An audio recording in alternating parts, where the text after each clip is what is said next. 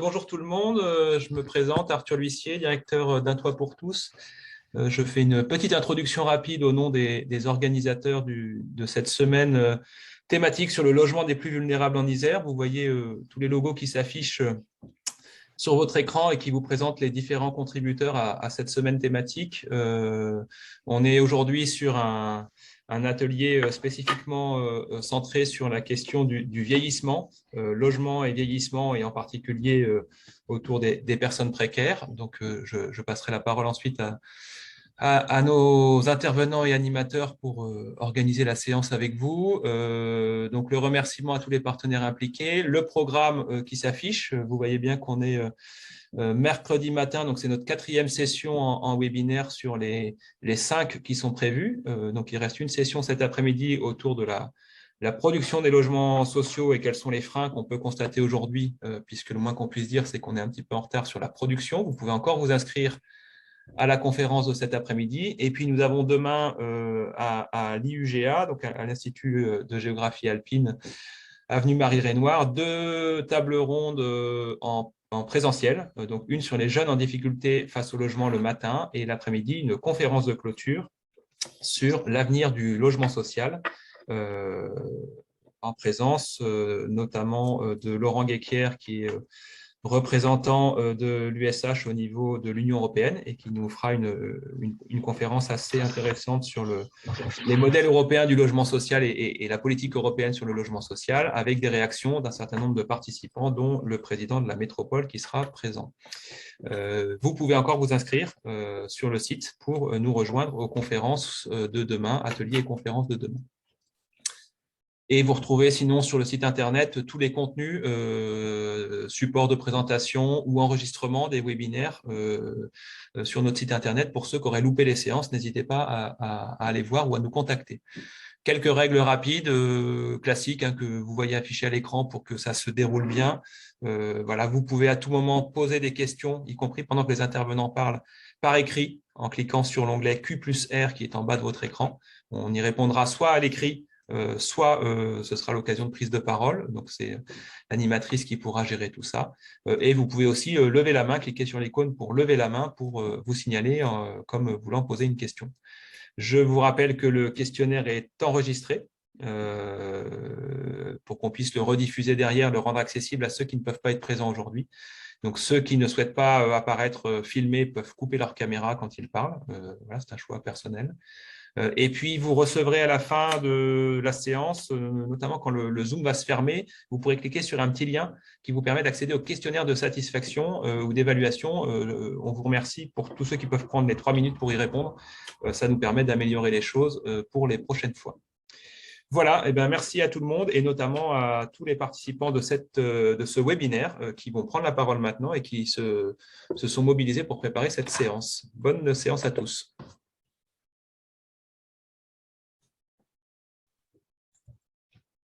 Je prends donc la suite, c'est OK pour vous, Chloé? Oui, allez-y. Merci. Okay.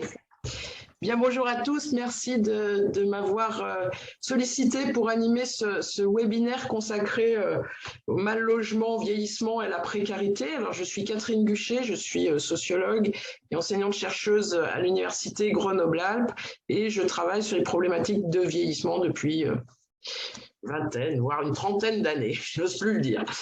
Voilà.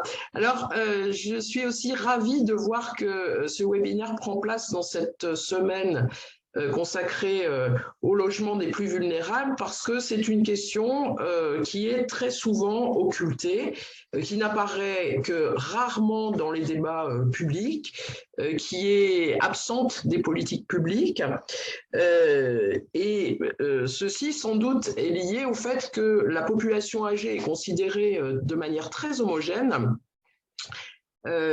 et considérée à partir de chiffres de moyenne, qui nous donnent une moyenne de revenus, qui nous amène à penser que les retraités ou les personnes vieillissantes sont dans des situations financières qui sont tout à fait correctes et qui n'existent pas au sein de cette population de personnes en situation précaire. Donc, c'est une belle initiative de donner place à cette question dans cette semaine. Juste dire que j'avais eu l'occasion de travailler sur cette question, notamment avec René Balin, que j'ai vu tout à l'heure ici, pour un rapport de la Fondation Abbé Pierre qui date de 2009. Dont le premier chapitre était consacré aux personnes âgées précaires et à leurs problématiques de logement. Alors, nous allons avoir la chance d'accueillir sur ce webinaire 3 intervenants principaux. Lucie Méan de la cellule Conseil Logement du département de l'Isère qui va nous dresser un panorama des besoins du vieillissement et de l'habitat. Alors, la cellule logement, c'est une cellule qui est développée au sein du département de l'Isère et qui tente de croiser des approches sociales et territoriales du phénomène du vieillissement. Donc, on retrouve ici des éléments de compétences des métiers de l'autonomie, mais aussi des métiers du logement. Et cette cellule a vocation d'accompagner les collectivités territoriales dans leurs projets d'habitat à destination des personnes âgées. Ensuite, nous allons accueillir Pascal Bruno et Jean-Vincent Leborgne. Alors, Pascal Bruno représente la plateforme Vieillissement Précarité qui a été portée par le relais Ozanam, mais qui mobilise différents partenaires et différents acteurs. Et cette plateforme a la particularité d'être née d'un travail de recherche-action participative sur le vieillissement en pension de famille. Et ce travail a débouché sur la mobilisation pérenne, on pourrait dire, en tout cas on l'espère, de différents acteurs. Cette plateforme développe des actions autour de 4 axes: l'accompagnement sur mesure des acteurs, la constitution de ressources thématiques, le développement d'un réseau partenarial dédié et la sensibilisation pour tenter de changer les regards. Nous aurons également Jean-Vincent Leborgne, qui lui est résident à la pension de famille du relais Ozanam depuis 2012 et qui s'est mobilisé depuis 2015 sur les questions de vieillissement, de fin de vie et de précarité. Donc chacun de ces intervenants va nous proposer une contribution d'une quinzaine de minutes. Ensuite, nous aurons un temps d'échange avec les participants, j'allais dire de la salle virtuelle. Et puis, nous aurons en complément d'autres intervenants qui apporteront aussi un point de vue, mais je les présenterai tout à l'heure. Donc, je donne tout de suite la parole à Lucie Méan sur le panorama des besoins du vieillissement et de l'habitat. Oui, bonjour à tous. Comme Madame Guchet l'a présenté, Lucie Méan, et moi, pour ma part, je fais partie du côté logement de la cellule Conseil Logement. Donc, je vais apporter plutôt des clés sur tout ce qui est approche logement plutôt que approche autonomie. Donc voilà, ça c'est une petite diapositive pour présenter un petit peu notre cellule Conseil Logement, mais on peut passer à la diapositive d'après. Donc oui, pour préciser aussi, je vais présenter un cadrage un petit peu départemental en fait sur tout ce qui se passe aujourd'hui au titre du vieillissement et du logement. Aujourd'hui, on entend souvent parler de personnes âgées comme si celles-ci, en fait, elles étaient un groupe social homogène avec les mêmes caractéristiques, les mêmes envies, les mêmes besoins. Et en fait, c'est pas vraiment vrai. Il existe une pluralité de profils parce que les besoins, ils sont liés à la fois à l'âge. On n'a absolument pas les mêmes besoins selon qu'on ait 60 ou 95 ans. Les besoins sont liés également au niveau de revenu. Les perspectives, elles sont bien plus réduites lorsque le niveau de revenu est faible. Et ça, c'est vrai pour toutes les classes d'âge, mais c'est encore plus vrai pour la classe des personnes âgées, puisque celles-ci, elles ont de plus de dépenses contraintes liées à l'avancée en âge et à la perte d'autonomie. Et enfin, les besoins sont liés à la situation actuelle dans le logement. On sait aujourd'hui que la majorité des personnes âgées, elles souhaitent vieillir chez soi. Et finalement, derrière la question de tous les habitats adaptés à destination des personnes âgées, c'est la question des conditions du maintien à domicile qui sont posées. On peut passer à la diapositive suivante pour se demander un petit peu qui sont les personnes âgées en Isère. Alors, D'après les derniers chiffres INSEE de 2018, on avait 230 000 personnes âgées de plus de 65 ans, ce qui représente presque 2 personnes sur 10 à l'échelle de la population iséroise. Sur les 5 dernières années, donc 2013-2018, on a un chiffre qui a augmenté à un rythme de 2,7%, ce qui est assez élevé. Et 16% de ces personnes âgées, elles ont plus de 85 ans. Donc voilà. Sur la répartition territoriale, on a la carte de gauche, en fait, qui, à l'échelle de l'Isère, qui présente la densité des personnes de plus de 65 ans au kilomètre carré. On voit, alors sans surprise, se dessiner les zones urbaines. On voit particulièrement bien la métropole grenobloise, avec la vallée du Grésivaudan aussi et le Pays voironnais. Et ensuite, on voit les pôles du Nord-Isère, donc Roussillon, Vienne, Bourgoin-Jallieu, l'île d'Abo. Pour pondérer un petit peu le poids des personnes âgées dans la population totale, on a la carte de droite en fait qui montre l'indice de vieillesse. Donc l'indice de vieillesse, c'est le poids des personnes âgées dans la population par rapport au poids des moins de 20 ans. Donc plus les territoires sont foncés, plus les personnes âgées elles pèsent dans la population par rapport aux jeunes. Et on voit que les territoires du sud de l'Isère, en fait, ils se distinguent particulièrement. Le vieillissement, c'est un enjeu très fort pour ces territoires. Et à l'inverse, les territoires du Nord-Isère, ils sont dans des couleurs très faibles. Les effectifs sont présents, mais il n'y a pas une surreprésentation des personnes âgées dans la population. Et ces territoires du Nord, en fait, on voit qu'ils sont dans un effet de rattrapage du phénomène de vieillissement. C'est-à-dire que la part des personnes âgées, elle augmente très rapidement dans ces territoires. Si on passe sur la diapositive suivante pour s'intéresser un petit peu aux personnes âgées modestes et à leur répartition, si je peux dire, territoriale, nous, on essaye d'approcher le niveau de revenu des personnes âgées par le montant moyen des retraites. C'est un indicateur qui est intéressant, mais qui biaise un petit peu l'approche, puisqu'il n'est pas du tout complet. Il ne permet pas d'avoir une vision globale, puisqu'il masque, par exemple, les revenus du patrimoine, les revenus bancaires, qui sont plutôt fréquents chez les personnes âgées. On a en Isère un montant moyen des retraites qui est à 1 960 € par mois, avec de fortes différences, comme vous pouvez le voir sur la carte. Plus les communes sont rouges, plus le montant moyen des retraites annuelles est élevé. On voit que la métropole grenobloise, elle a un montant moyen des retraites qui est plutôt élevé, à hauteur de plus de 24 000 € par mois, par an.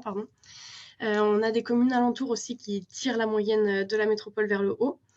Et on voit les territoires du Grésivaudan, les territoires du massif du Vercors qui sont des territoires plutôt aisés. À l'inverse, on a la Bièvre-Isère, on a Saint-Marcellin-Vercors-Isère, Cœur de Chartreuse, qui sont les 3 territoires avec le plus faible montant des retraites, ce qui s'explique notamment par le caractère agricole et ouvrier de ces territoires, et une forte proportion d'agriculteurs retraités qui touchent une petite retraite. Au niveau des communes, on voit que les écarts entre les communes, elles vont bien plus du simple au double entre les plus basses et les plus hautes. Oui, maintenant, pour approfondir en fait cette question du niveau de revenu des personnes âgées en Isère, on a une diapositive qui porte sur les bénéficiaires du minimum vieillesse, donc maintenant qu'on appelle ASPA, allocation de solidarité aux personnes âgées. Pour une personne seule, ça signifie un revenu à 900 € par mois et 1 400 € pour un couple. Alors, on a en Isère plus de 7 000 bénéficiaires de cette aide, ce qui représente 3% des plus de 65 ans. En termes d'effectifs, donc les barres bleues du graphique, on voit que la majorité des bénéficiaires habitent la métropole grenobloise. Ensuite, les EPCI les plus urbains viennent ensuite, la CAPI, Vienne-Condrieu, le Pays voironnais. Pour ces 3 territoires, en fait, la proportion de bénéficiaires parmi les plus de 65 ans, elle est importante. Ce sont des territoires où il existe un vrai enjeu sur les personnes âgées modestes, ce qu'on ne voyait pas vraiment apparaître pour la métropole grenobloise sur la diapositive précédente. Et sur les autres PCI, on voit qu'entre Bièvre-et-Rhône et Lyon-Saint-Exupéry en Dauphiné, c'est des territoires où il y a une forte proportion de personnes âgées qui a besoin de cette aide, quand bien même ça ne représente pas des effectifs énormes. Si on s'intéresse maintenant au statut d'occupation des personnes âgées, alors ça c'est un graphique qui présente les statuts d'occupation entre propriétaires occupants, locataires parc privé, locataires parc social pour les 65-79 ans. J'ai pas mis les plus de 80 ans puisque les proportions sont relativement les mêmes, avec un petit peu moins de propriétaires, ce qui s'explique notamment par une part plus élevée de personnes qui vont en établissement de type EHPAD.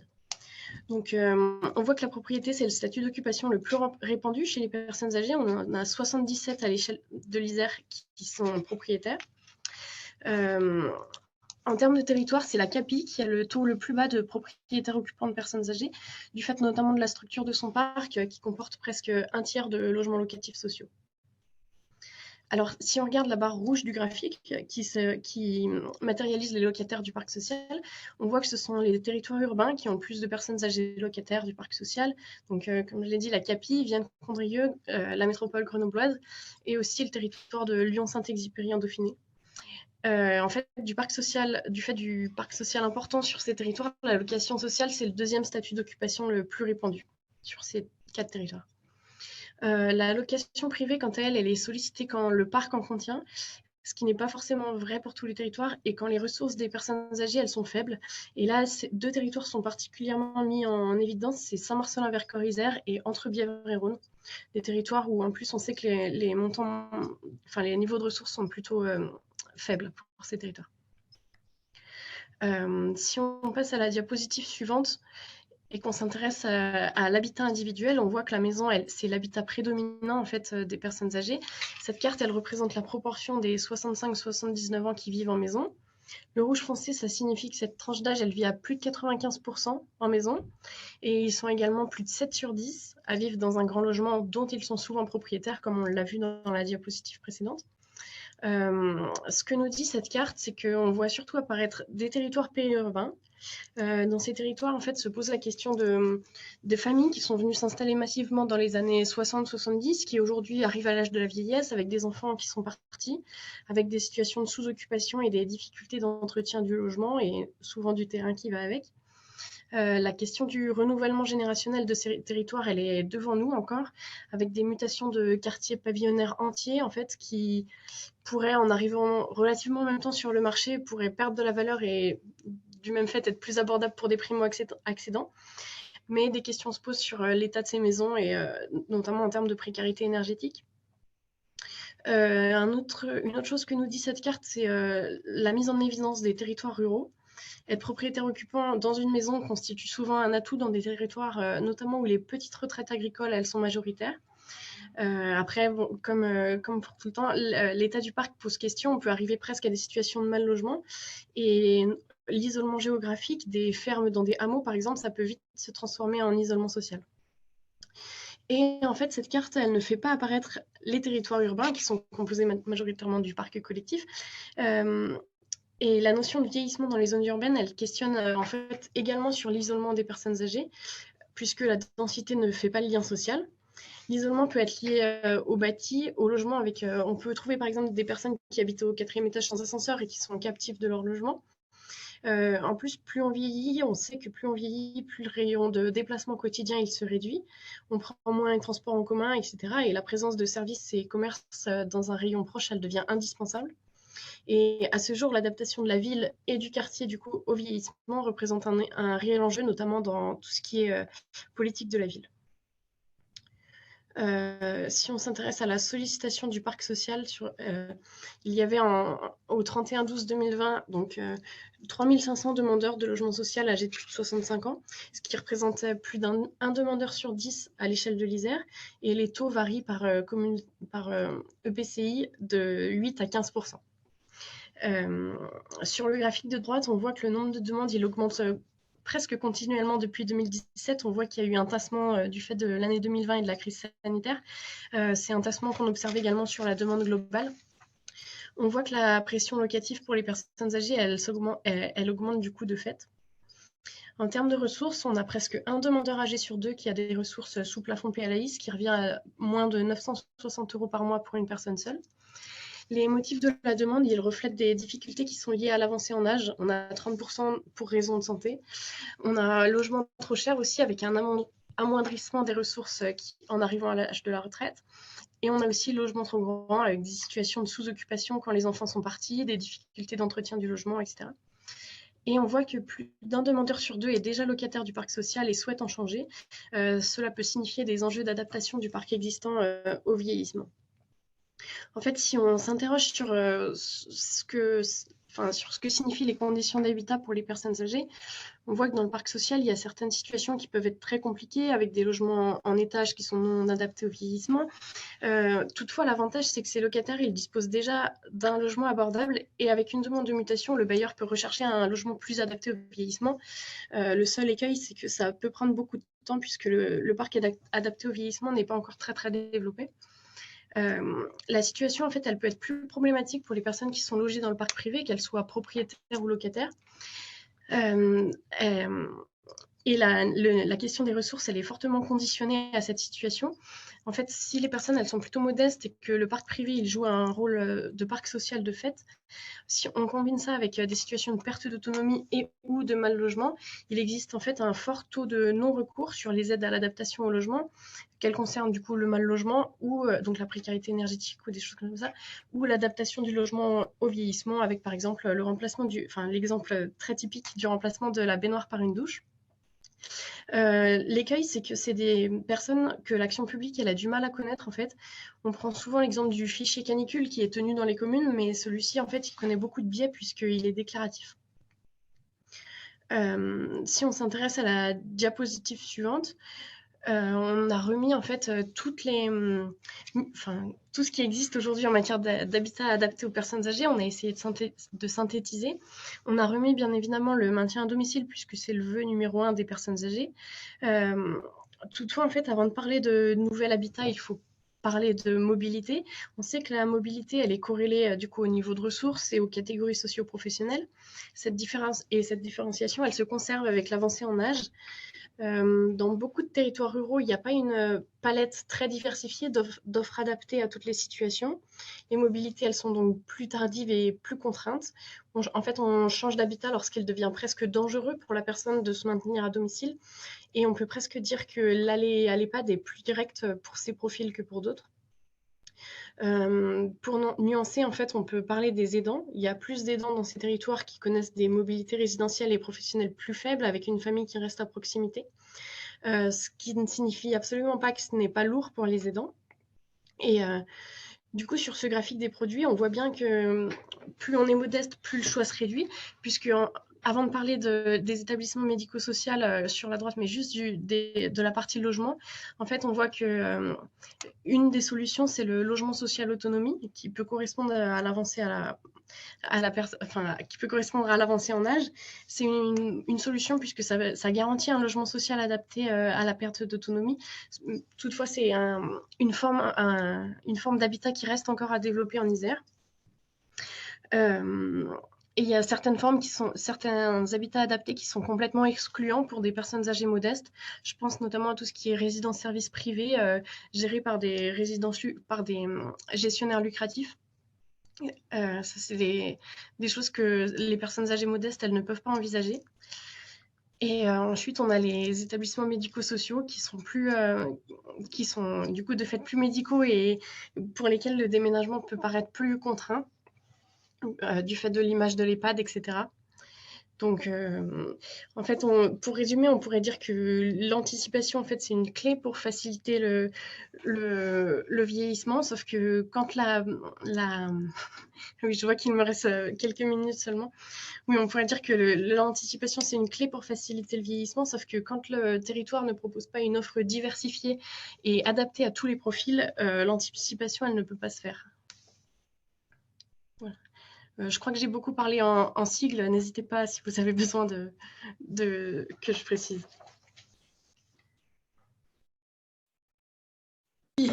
Merci de votre intervention qui brosse un panorama riche, à la fois complexe, sur lequel on aura l'occasion de revenir tout à l'heure, je pense. On voit bien les différences territoriales et puis cette espèce de pénalité qui existe pour les personnes âgées modestes. Et moi, ce qui me vient tout de suite, je le lance comme ça parce que ça peut permettre de réfléchir pour la suite. Est-ce qu'il n'y a pas déjà un problème à raisonner en termes de personnes âgées de plus de 65 ans, sachant que toute la question du vieillissement prématuré, du vieillissement précoce se pose également et qu'on a des personnes plus jeunes qui sont déjà en situation de vieillissement, voire qui présentent des caractéristiques de vieillesse. Mais je crois que ça va faire peut-être la transition avec l'intervention suivante. Donc, je vais donner la parole à, je ne sais pas lequel des deux. Pascal. Pascal, d'accord. Je prends le relais. Merci. Ok. Effectivement, peut-être, alors juste sur comme vous l'avez rappelé, Catherine, sur La plateforme vieillissement et précarité, historiquement, effectivement, elle s'est construite et elle s'est développée à partir des expériences qui sont pensées dans des pensions de famille, donc auprès de personnes qui ont un parcours de précarité en lien avec de grande précarité. Et donc, effectivement, l'idée était de pouvoir recentrer aussi notre propos quand on va parler des personnes précaires vieillissantes en disant il y a une multitude de réalités. Et nous, on va plutôt parler du coup des personnes qui ont été accueillies dans des structures sociales et qui sont confrontées à un vieillissement prématuré. Peut-être juste en introduction, effectivement, de rappeler l'objet de la plateforme, c'est bien de permettre un accompagnement digne des personnes en situation de précarité dans leur vieillissement, la fin de vie, la mort et le deuil. Parce qu'en fait, quand on commence à parler effectivement de vieillissement, on se pose aussi la question de comment on aborde les questions de fin de vie, de deuil, de mort chez soi, voilà, notamment. Voilà. Donc ça, Catherine, vous l'avez dit tout à l'heure, effectivement, les 4 axes nos 4 axes qui nous invitent à avancer dans notre travail. Donc effectivement, la démarche auprès des acteurs, la constitution de ressources, le développement d'un réseau de partenariat et la mobilisation, parce qu'effectivement, sur ce sujet, sur la question du vieillissement et de la précarité, il y a encore aujourd'hui, on en parlera après, mais beaucoup de représentations qui sont difficiles à faire évoluer. Et donc, il y a un travail de fond à faire. Et nous, notre démarche, elle est aussi de co-construire nos interventions avec des personnes qui sont concernées, d'où aussi, nous, l'importance de partager ce temps avec Jean-Vincent qui viendra témoigner après. Merci. Du coup, sur l'image d'après, j'ai volontairement mis les vieux précaires parce que parfois, c'est un petit peu le stigmate ou la représentation qu'on parle, des personnes qui sont précaires vieillissantes. Quelle définition? Effectivement, du fait que la précarité, les précarités, parce qu'il y a plein de formes de précarité, ça use, ça abîme les corps, ça abîme les esprits et il y a toute une difficulté à faire reconnaître que des personnes qui sont touchées par la précarité sont concernées par un vieillissement prématuré, qu'on appelle la sénescence. Donc, c'est une différence entre aujourd'hui, le vieillissement, on considère vraiment, par rapport à ce que vous avez dit, Catherine, une barrière d'âge, c'est-à-dire qu'à partir de 60 ans, on est vieux ou 65 ans, ou après ça évolue, il y a des représentations sociales. Mais ce qui, dans la démarche et dans les enquêtes qu'on a menées, ce qui a émergé, c'est qu'effectivement, des personnes peuvent être concernées par des symptômes du vieillissement avant l'âge. Je dirais, il y a un décalage entre l'âge biologique et l'âge biographique. C'est-à-dire qu'effectivement, qui conduit à la personne un peu dans un nomadisme administratif. Parce que quand on mobilise des aides en lien avec la dépendance, quand on n'a pas 65 ans, mais qu'on n'est pas en situation de handicap, nous met un peu dans un flou. Donc, pour les personnes qui, effectivement, en plus, ont eu des ruptures de parcours, des ruptures de vie, c'est un petit peu le schéma que vous voyez à votre droite, ce n'est pas simple, effectivement, de pouvoir avoir des aides, des soutiens, avoir une reconnaissance de ces difficultés, au-delà de différents troubles. Et du coup, ça amène, effectivement, à ce que ce public, la diversité des personnes concernées, je dirais, sont au croisement de différentes pratiques, de différents secteurs, le social, le médico-social, le sanitaire, le gérontologique, et qui fait que parfois, on ne sait pas à qui s'adresser, que ce soit entre professionnels, mais elles-mêmes, les personnes sont un petit peu livrées elles-mêmes. Voilà. Du coup, sur la diapositive d'après, il y a des réalités d'accompagnement contrastées. Par contre, ce qui est pointé par rapport aux différents professionnels, c'est qu'il y a une évolution du nombre de personnes vieillissantes en précarité dans les structures d'hébergement, même si c'est difficile d'avoir des chiffres précis, mais que ce soit dans des centres d'hébergement de réinsertion d'urgence, que ce soit dans des pensions de famille, que ce soit dans différents trucs sociaux qui n'ont pas été pensés pour accueillir des personnes vieillissantes. Ça pose des vraies questions, on verra après, avec le constat que les personnes qui sont là veulent vivre au bout jusque dans leur logement, dans des cadres qui ne sont pas toujours adaptés.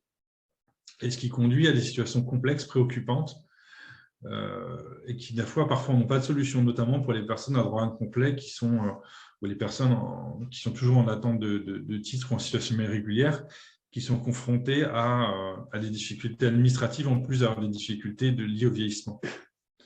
Par contre, ce qu'on note, c'est qu'il y a une prise en compte de plus en plus importante de cette complexité par des financeurs, des acteurs associatifs, professionnels et en termes de formation, et qu'il commence à y avoir une vraie prise de conscience collective comment on va faire évoluer les modes d'accompagnement, comment on accompagne les personnes qui sont concernées dans cette réalité-là.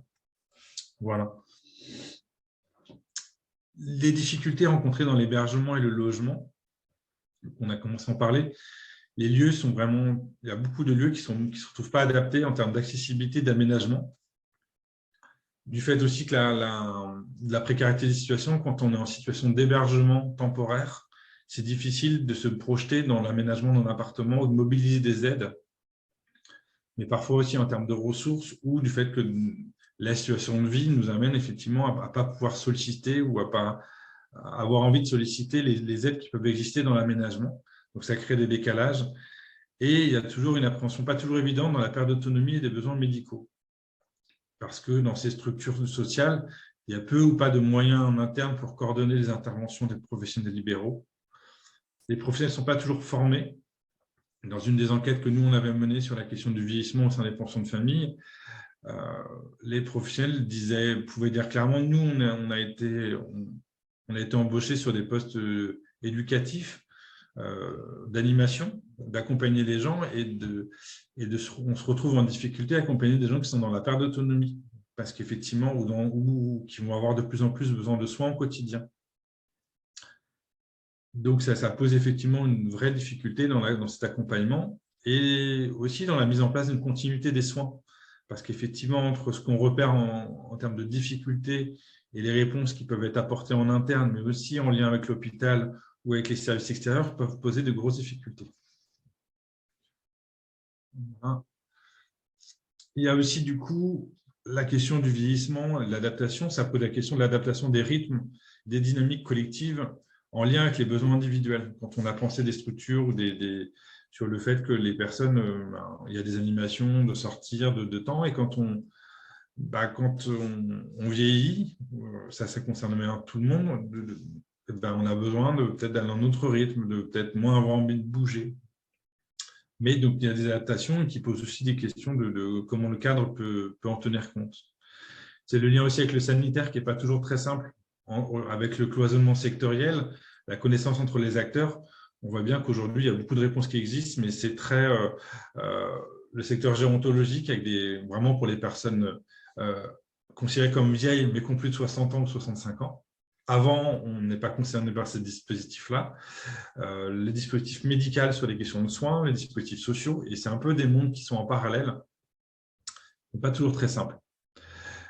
Je l'ai dit tout à l'heure, la majoration des difficultés pour les personnes avec des droits incomplets ou en situation administrative complexe, notamment par rapport à la mise en place d'aides à domicile. Autant des soins infirmiers, on peut mobiliser pour des personnes qui sont dans ces situations-là, autant mobiliser une aide à domicile quand on n'a pas de revenus et pas de droits complets, ça devient vraiment compliqué, ça peut mettre en difficulté des professionnels. Voilà. Et puis, une question qui était importante aussi, c'est la question du faire avec, de l'accompagnement des personnes dans leur prise en compte de la perte d'autonomie. Ce qui n'est pas toujours très simple, c'est qu'effectivement, comment on prend le temps de respecter la temporalité, le refus, le non-recours des personnes. Qu'est-ce que ça veut dire d'accompagner quelqu'un dont l'état de santé se dégrade, mais qui ne veut pas forcément d'aide, et qu'aujourd'hui, ça met à mal beaucoup d'équipes. Voilà.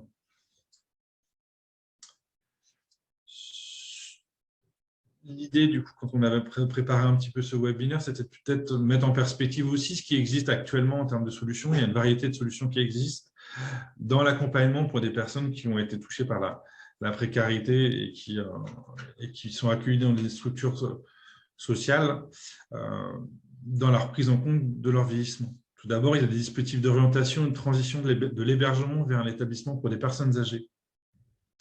Donc, il y a des dispositifs, et c'est encore assez rare, il y en a, je dirais, il y en a plusieurs, donc notamment Paris, Nantes, et puis Lyon aussi. Ce sont des dispositifs où il y a des professionnels du travail social qui accompagnent des gens qui sont par exemple dans les CHRS, dans les structures d'hébergement, vers des EHPAD, et en prenant le temps à la fois de travailler auprès des personnes pour s'assurer qu'il y a une transition qui se fait et qu'on respecte leur rythme, ça c'est vraiment important. Aussi un travail auprès des équipes qui vont accueillir les personnes, mais celles aussi qui ont fait le lien pour qu'il y ait ces transitions qui se fassent aussi dans la prise en compte du rythme, des besoins, des particularités de l'accompagnement. Et puis aussi un travail au niveau plutôt administratif, parce que parfois, ce qui peut être aussi un frein dans cette transition-là, c'est des barrières administratives. Je ne rentrerai pas dans le détail, si vous voulez, je pourrais y répondre après. Voilà. Il y a des dispositifs aussi d'accès aux soins. De plus en plus, vous avez ce qu'on appelle des SIA de précarité. Alors maintenant, il y a eu des appels à projets au niveau de l'ARS, au niveau de la région Auvergne-Rhône-Alpes, alors c'est des équipes mobiles gérontologiques et qui interviennent de plus en plus dans des structures sociales et qui ont formé leurs professionnels sur les questions effectivement de la prise en compte de la précarité des parcours de vie dans l'accompagnement, dans l'intervention. Voilà. Il y a une équipe mobile gérontologique au niveau du diaconat protestant de Crète qui prend vraiment ça en compte et ça commence à se développer. C'est-à-dire qu'on voit bien que ce n'est pas juste avoir un service d'aide à domicile ou service d'infirmier classique, c'est vraiment des partenariats aussi pour qu'on tienne compte aussi des rythmes, des habitudes des personnes. Voilà. Sur le troisième type de solution, c'est des hébergements dédiés aux personnes vieillissantes. Donc, il y a des structures, donc des maisons d'accueil, des MAPAD, qui sont vraiment, qui ont été dédiées à l'accueil des personnes. Et puis, vous avez, donc, c'est le quatrième point, des EHPAD qui ont spécialisé une partie de leur service pour l'accueil des personnes sans abri ou ayant connu une grande précarité. Donc, il y a de manière minoritaire dans certains projets de service, à la marge, certaines structures. Et puis, vous avez des structures qui accueillent exclusivement, principalement, des personnes qui ont connu la grande précarité. Et donc, j'ai mis comme exemple l'EHPAD de Saint-Barthélemy à Marseille ou l'EHPAD du Cache de Nanterre, qui étaient des structures vraiment pour des personnes en très grande précarité. Et face à l'évolution aussi et des besoins, ils ont spécialisé tout un service pour adapter aussi et que les personnes qui étaient accueillis dans des structures d'hébergement temporaires puissent vraiment se poser et trouver un des lieux ressources. Enfin, vous avez les dispositifs type logement d'insertion, donc les pensions de famille. Sur Grenoble, il y a les logements, celle du groupement des possibles sur Voiron, mais sur Grenoble. Et puis, vous avez aussi Habitat et Humanisme, et puis il y en a d'autres aussi. Ces dispositifs des pensions de famille, qui sont, Jean-Vincent pourra en témoigner après, sont dispositifs de semi-collectif où les gens sont chez eux, dans une structure sans durée et contractualisation de la fin de l'accompagnement. Donc, les gens accèdent vraiment à un logement et sortent de l'hébergement. Et où il y a, les gens sont chez eux, mais il y a une partie semi-collective. Et c'est aujourd'hui, il y en a 20 000 en France et le gouvernement souhaite en développer 10 000 de plus l'année prochaine. Voilà. Et enfin, la dernière prise en compte, c'est dans le droit commun, parmi les bailleurs sociaux, où il y a des dispositifs qui prennent plus ou moins compte cette question du vieillissement, de la précarité. Voilà pour cette présentation un peu courte. Et je vais laisser la parole à Jean-Vincent qui souhaitait témoigner de la réalité de vie en pension de famille. Voilà. Bonjour, je me présente, c'est Jean-Vincent Lebon, président de la pension de famille de Voiron. Quand je suis arrivé à la pension de famille, elle venait d'ouvrir. Je suis arrivé suite à un problème de logement. La propriétaire de mon appartement ne voulait pas faire les travaux car l'appartement était insalubre. Un collègue du village m'a parlé de la pension de famille et m'a dit qu'il y avait une place disponible. J'ai rencontré la chef de service et c'est comme ça que j'ai intégré la pension de famille de Voiron en juillet 2012. À l'origine, l'immeuble dans lequel se situe la pension de famille était un ancien hôtel qui a été entièrement rénové. Ascenseur, douche à l'italienne, avec 9 logements et des parties communes. Il y a aussi 13 logements supplémentaires dans l'immeuble d'en face. La question de la vieillesse et de l'adaptation des logements existait avant 2015. À cette date, il y a eu une enquête sociologique au sein de la pension de famille autour du vieillissement. J'ai participé ainsi qu'à la recherche d'action avec le GRA, c'est le groupe de recherche d'action sérieuse, qui a conduit à dégager une quinzaine de préconisations et à la création d'outils et de la plateforme VIP, c'est la vieillesse précarité. Par rapport au début, on fait plus attention dans la pension de famille aux personnes qui prennent de l'âge. Il y a plus de sorties adaptées, par exemple pour les personnes qui ont du mal à marcher. C'est important de pouvoir continuer à sortir, à participer à des festivals, comme c'est pas du luxe en Avignon en septembre, par exemple. C'est important pour soi et puis c'est important pour la vie collective. On parle de la question du vieillissement au sein du Conseil de la vie sociale qui a lieu tous les trimestres, mais aussi entre nous en dehors. On en parle tous les jours.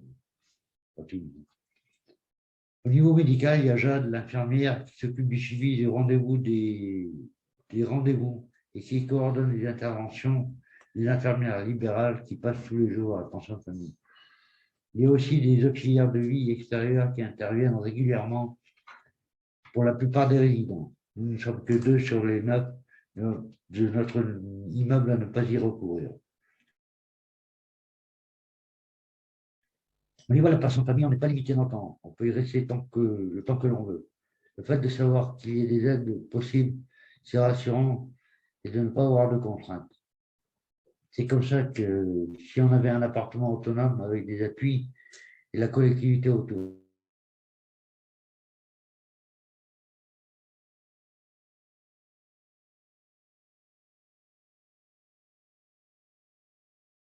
il y a l'entraide et la solidarité entre nous. Pour certaines personnes, il peut y avoir des blocages du fait de leur handicap. Et pour d'autres, c'est plus difficile de venir sur le collectif. Et surtout, il y a toujours des repas partagés avec le même nombre de personnes. Les repas ne sont pas obligatoires.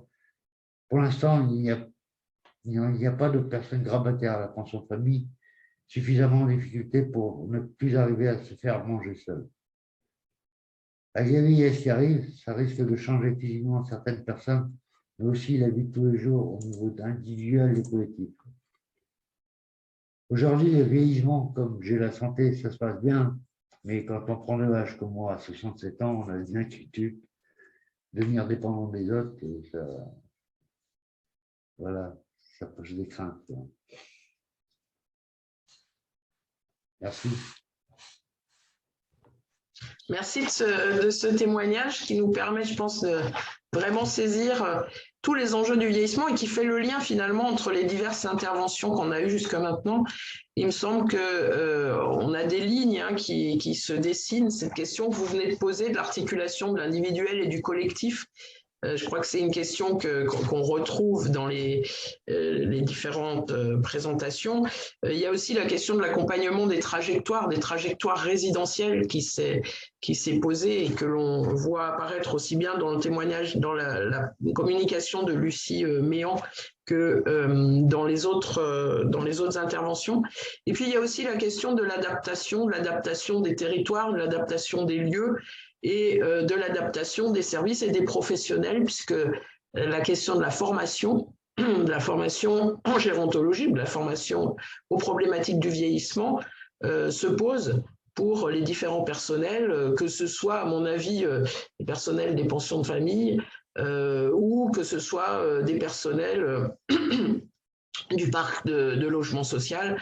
Voilà, il y a là des enjeux de formation, de même qu'il y a des enjeux de décloisonnement, on le voit bien, entre le sanitaire, le social, le gérontologique.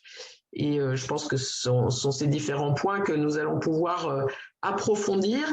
Peut-être on peut prendre quelques questions ou demandes de précision. Il y en a eu plusieurs. Alors, j'ai répondu à quelques questions. Il y en a une à laquelle je n'ai pas répondu et j'ai dit qu'on y répondrait à l'oral. C'est une question qui concernait les différents tarifs des différents lieux dédiés aux personnes âgées, EHPAD, résidence autonomie, du privé, du public, du sanitaire ou non médicalisé. Voilà. Est-ce que quelqu'un, Lucie, est-ce que vous voulez répondre? Est-ce que quelqu'un peut répondre à ça? Est-ce que sinon je peux donner quelques éléments, mais je vous laisse la parole. Oui, en effet, je peux apporter quelques éléments. Sur les EHPAD, je ne m'avancerai pas puisque avec tout ce qui est articulation sur les plans d'aide de l'allocation personnalisée à l'autonomie, on peut avoir des choses très différentes. Pour ce qui est tarif dans les résidences autonomie, donc les établissements médico-sociaux qui sont agréés par le département et pour lesquels les tarifs sont plafonnés, on est environ à 976 € par mois hors repas, donc en comprenant tout ce qui est donc le loyer, les fluides, enfin les charges, tout ce qui est administratif, l'animation et la surveillance de la résidence. Et avec les repas, on est à autour de 1 200 € par mois, tout compris. Pour tout ce qui est les résidences services privés, on est, je dirais, sur une fourchette basse d'un loyer à 1 500 € environ, auquel il faut ajouter en fait à cela toutes les prestations, le repas, la lingerie, le ménage, etc. Et je ne parle même pas des activités. On est vraiment sur des structures qui sont excluantes. Et voilà. Ensuite, pour toutes les autres, pour le logement social autonomie, on est sur les coûts on est sur les loyers plafonnés du logement social. Peut-être pour les EHPAD, je peux donner une fourchette de prix. C'est très variable d'un département à un autre. On est autour d'un prix de journée de 70 € environ dans le public, dans l'associatif. Évidemment, si on est dans le privé, on est sur des prix de journée qui sont bien plus élevés que ça. Et à ces 70 € de prix de journée s'ajoute un forfait dépendance qui est lié à l'état de dépendance des personnes, à leur classement en fonction de leur degré de dépendance. Et ce forfait dépendance est compensé par l'allocation personnalisée d'autonomie en grande partie lorsque les gens l'aperçoivent. Voilà. Il existe, alors il faut peut-être dire ça aussi, il existe cependant des aides, notamment l'aide sociale à l'hébergement, qui permet de prendre en charge ces prix de journée hébergement lorsque les personnes n'ont pas les ressources suffisantes. Est-ce qu'il y a d'autres questions? Merci pour ces réponses, Lucie. Est-ce qu'il y a d'autres questions plus pratiques? Il y a une question générale. Est-ce que nous allons aborder la question du vieillissement des personnes en accueil d'urgence, notamment ceux dont les droits sont minorés? Et donc, Anissa voudrait répondre en direct. Donc, ça a dû être répondu. Voilà. Et puis, on a des questions qui sont plutôt de l'ordre du débat ensuite, alors qu'on prendra peut-être tout à l'heure quand on aura ce temps de débat. Moi, je propose maintenant que nous donnions la parole peut-être à Laurent Richiero de Actis, donc qui peut nous dire en quoi la question du vieillissement est devenue ou est un enjeu pour les bailleurs sociaux. Bonjour à tous. Je crois que Lucie, dans sa présentation, nous l'a bien présenté. On voit qu'on a une population de manière générale qui a tendance à vieillir. Et quand on regarde les chiffres sur la métropole de Grenoble, je crois que c'est 23% de la population qui a plus de 60 ans. Chez Actis, c'est 37% de nos titulaires des baux qui ont plus de 60 ans. Donc, on voit qu'on a un enjeu très, très fort. 12% d'entre eux ont plus de 75 ans. Donc, dans nos habitants, on est particulièrement concernés par ce public. Donc, petit à petit, avec les années, on s'est organisé, structuré. Et quand on regarde ces chiffres, ça devient forcément une priorité pour les organismes de logements sociaux. Qu'est-ce qu'on fait de tout ça?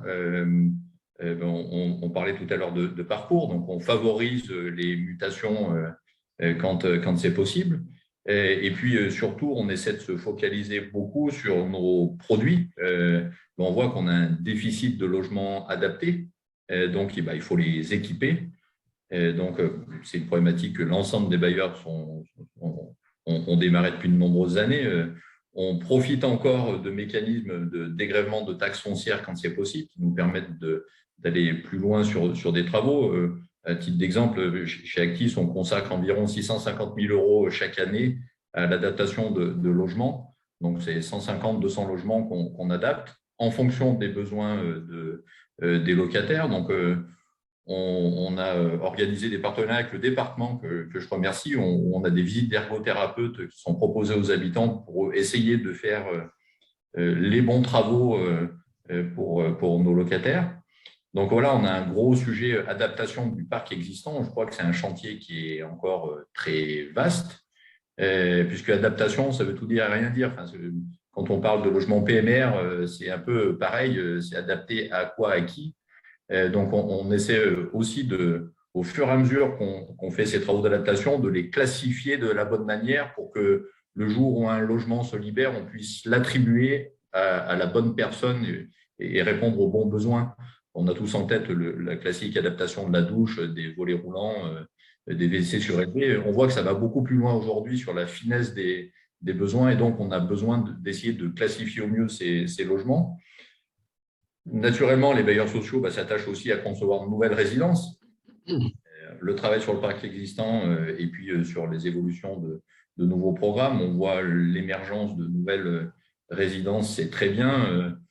On a souvent des obligations légales sur les logements adaptés PMR. Sur le vieillissement, je pense qu'on a aussi à pousser à avoir des ratios de logements adaptés avec des différents niveaux d'adaptation. Je pense qu'on pourrait aller sûrement plus loin. On y réfléchit sur nos futures réponses quand on est mis en concurrence entre bailleurs sur la construction de logements pour proposer ce type de logement adapté. Et puis après, il y a toute la partie accompagnement, nouveaux services. On a un enjeu fort, Catherine, vous le disiez, de former nos équipes. Alors, en interne, côté Acquis, on a structuré un poste qui est une chargée de mission bien vieille chez soi. Et voilà, elle fédère beaucoup les équipes pour les accompagner. C'est important pour nous pour donner du corps à cet enjeu. Et donc, on forme nos CVSF, nos équipes de terrain de proximité, essayer de détecter au mieux les besoins. Et puis après, il y a toute la partie nouveaux services aussi, puisque alors ça peut prendre des formes très différentes. Bien sûr, il y a des expérimentations sur l'intergénérationnel, mais ça peut être des ateliers spécifiques de communiquer avec nos aînés de manière différente. Donc, on a des journaux dédiés, spécifiques pour les aînés, pour leur proposer de nouveaux services ou voir structurer des lieux pour progresser collectivement. J'ai en tête une aparté, Félix Esclangon, qui permet d'expérimenter aussi de nouvelles choses qu'on très modestement on ne maîtrise pas. Donc, les bailleurs sont en train aussi de se professionnaliser, d'apprendre sur cet enjeu qui est majeur pour nous.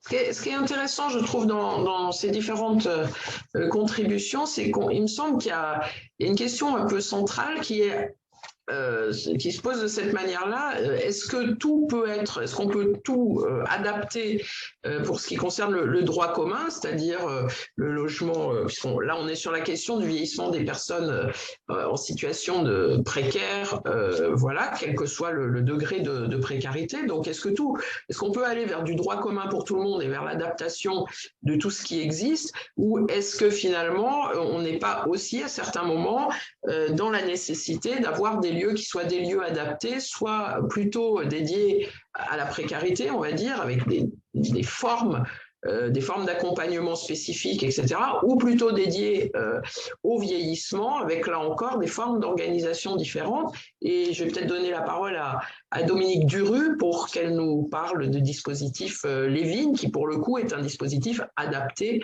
aux problématiques de vieillissement, mais pas spécifiquement aux questions de précarité. On ne vous entend pas, votre micro n'est pas ouvert. Voilà. Oui, voilà. Bonjour, effectivement, les vignes qui se trouvent à Grenoble, sur l'île verte, répond à un besoin répond à des demandes particulières et permet à des personnes âgées de continuer à habiter chez elles tout en bénéficiant de services partagés. Donc, dans un groupe HLM sur l'île verte, nous avons 12 logements, 12 T2 qui nous sont réservés, qui sont disséminés dans le groupe d'immeubles, qui a en tout 60 ou 70 logements. Et on a un grand appartement avec 4 chambres en colocation, et donc on peut accueillir 16 personnes, on a 16 lieux de vie. Je dis 16 personnes, mais ce sont des T2, donc qui peut accueillir des couples.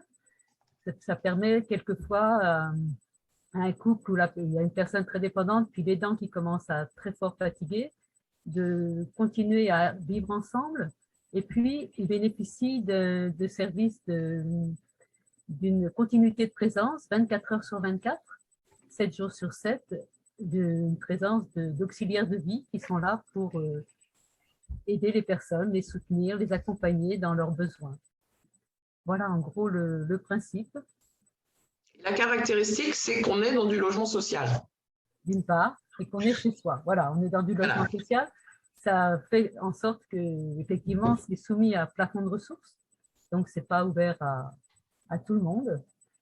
Mais voilà. Et puis, on partage des services qui ont un coût et que le coût des services est partagé entre l'ensemble des personnes présentes. Voilà. Donc, les services, donc c'est cette continuité de présence, mais ce sont aussi des animations. C'est la possibilité de prendre son repas en collectif, mais aussi de le prendre chez soi, d'organiser sa vie. Et puis, les familles, les proches, ont toute leur place. Je veux dire que les gens sont chez eux, donc on va les rencontrer quand on veut, on les accompagne. Il y a des familles qui continuent à prendre soin de leurs proches, leurs parents, peut-être des fois en assurant la douce, en faisant les courses. Enfin voilà, les familles ont toute leur place dans ce dispositif. Alors, ce que vous dites renvoie à une question qui était posée tout à l'heure dans le chat. Cette question de penser les transitions et la mobilité résidentielle, c'est-à-dire envisager que les gens changent de logement parce que le leur est devenu trop onéreux, etc. Ça peut se réfléchir en termes de ressources. Il y a de moindres ressources, donc il faut envisager un logement plus petit. Mais il y a peut-être aussi un enjeu de réfléchir ça en termes d'environnement social, de ressources sociales mobilisables, etc. Et quelqu'un disait dans le chat tout à l'heure, il y a aussi des familles qui sont proches, qui peuvent aider lorsque les personnes sont situées dans certains lieux, et pour qui ça va être plus difficile si on déplace les personnes dans un autre quartier de la ville ou autre. Et cette question de la place des proches dans la trajectoire résidentielle et dans l'aménagement de la trajectoire résidentielle, c'est une question qui me paraît aussi devoir être abordée pour ne pas raisonner seulement en termes de ressources ou de logements devenus trop grands ou de sous-occupation, etc. Et il y a aussi, bien sûr, on a parlé de l'autonomie et de la participation. Alors, moi, je le dis en termes d'autonomie, c'était pas tout à fait comme ça que c'était dit, mais tout de même, la participation des personnes concernées dans la définition de ce qui est important pour elles dans leur lieu de vie. Vincent, tout à l'heure, évoquait sa participation dans la réflexion au groupe de recherche et d'action sérieuse. J'aime beaucoup. Sérieuse. Donc, cette autonomie, et je pense que les trajectoires résidentielles, elles doivent être aussi anticipées, elles doivent être réfléchies, et il est important que ça puisse se faire avec les personnes directement concernées. Et on voit que vous me voyez venir directement sur l'association Les Habiles, qui a cette mission de soutenir des personnes qui réfléchissent à leur propre trajectoire résidentielle au fil du vieillissement. Et donc, je vais donner la parole à Thomas Pradino pour l'association Les Habiles. Oui, bonjour à tous et merci pour cette transition. Donc nous, on est une association basée à Grenoble depuis 2008 et on fait la promotion et on accompagne les groupes qui sont porteurs de projets d'habitat participatif notamment. Alors, pour rapidement rappeler l'habitat participatif, je vais juste vous citer un texte de loi. C'est pas très sexy, mais loi Allure 2014 qui dit pas mal de choses sur ce qui est en train de se raconter ici et qui me paraît pertinent de rappeler ici. Donc, l'habitat participatif est une démarche citoyenne qui permet à des personnes physiques de s'associer, le cas échéant, avec des personnes morales afin de participer à la définition et à la conception de leur logement et des espaces destinés à un usage commun, dans une logique de partage et de solidarité entre habitants. Donc, je rappelle cette citation parce qu'en fait, elle permet de rebondir sur plusieurs sujets, notamment le sujet de la citoyenneté, qui est un grand débat, notamment autour de cette question du vieillissement. Nous, aujourd'hui, on observe, en tout cas en Isère, un vrai intérêt des personnes en vieillissement ou en perte d'autonomie sur ces questions-là, parce qu'il nous semble que ça permet en effet des logiques de solidarité au quotidien, Donc, un rapprochement des familles, éventuellement des solidarités de voisinage, des proximités, des rapports de confiance qui sont augmentés. Voilà, l'idée de l'habitat participatif, c'est aussi un peu de recréer des villages en ville, en quelque sorte, et des communautés de solidarité qui peuvent aussi s'élargir, hein, bien au-delà du simple bâtiment, mais à plus large échelle. Ça, c'est une autre question. Et en fait, moi, je voulais revenir aussi sur ce qu'ont dit les précédents intervenants, notamment sur une question qui est celle de l'anticipation, et que Madame Buchet, vous avez rappelé. Alors, effectivement, il y a cette besoin de logements sociaux, et de logements surtout adaptés, avec une meilleure anticipation, avec ce que disait M. Riquero aussi sur la finesse des besoins des personnes. Aujourd'hui, voilà, en tout cas, nous, on travaille là-dessus par la co-conception en fait, de ces habitats-là. Mais il y a aussi deux autres questions qui me paraît pertinent de soulever. C'est la question du projet collectif que M. Bruno soulevait tout à l'heure par rapport au rythme et au décalage entre générations. Parce que si nous, on a tendance à régulièrement dire que l'intergénérationnalité permet justement de mettre en place de la solidarité au sein des bâtiments. Voilà, il ne faut pas oublier que ça génère effectivement beaucoup de complexité dans la gestion à terme, liées à des différences de rythme, à des décalages d'usage. Et aussi, le projet collectif, vous avez parlé aussi, M. Bonneau, tout à l'heure, de jusqu'où va-t-on, comment on accompagne, peut-être jusqu'à la mort aussi. C'est aussi des questions qui sont extrêmement complexes à aborder dans les projets qu'on accompagne et auxquels on est confronté au quotidien. Donc encore une fois, nous, on ne peut pas dire l'intergénérationnel, c'est bien, on ne peut pas dire le 100% senior, c'est bien. On essaye toujours de faire en fonction de ce que les habitants essayent d'anticiper justement par rapport à leur avenir et comment ils vont gérer leur bâtiment. Et puis enfin, il y a un dernier point sur l'anticipation sur lequel je voudrais revenir, c'est sur la modularité et l'articulation dans le temps. Finalement, l'habitat participatif pose très rapidement la question de pour qui construit-on, si on se place à long terme, de dire que, pour rappeler la loi Allure, qu'on construit par et pour les habitants, et en fait, dans un rapport de temps un peu plus long, on se rend compte qu'on construit aussi pour des générations qui reprendront dans une logique de transmission ces habitats-là. Et en fait, nous, on nous fait très régulièrement la remarque de quelle est la différence entre habitat participatif, habitat inclusif, est-ce que vous êtes complémentaires ou au contraire, est-ce que vous êtes plutôt rivaux en quelque sorte. Il y a un exemple qui me paraît intéressant, c'est à Grenoble, un habitat où les personnes ont construit dans les années 80 et monogénérationnel. Et aujourd'hui, ils se retrouvent tous, 80 ans, difficulté de gestion du bâtiment. Et finalement, on se demande, enfin, en tout cas, ils se demandent, et on essaye de les accompagner dans la réflexion, c'est est-ce que les salles communes des habitats participatifs ne sont pas les studios des auxiliaires de vie de demain? Donc voilà, nous, on est aussi dans cette réflexion sur la temporalité et sur l'adaptation des logements dans le temps et surtout comment les habitants peuvent se saisir de ces questions-là, quoi. Donc c'est là-dessus qu'on essaye d'accompagner et de voir comment on peut articuler tout ça pour anticiper ces questions de vieillissement. Merci Thomas.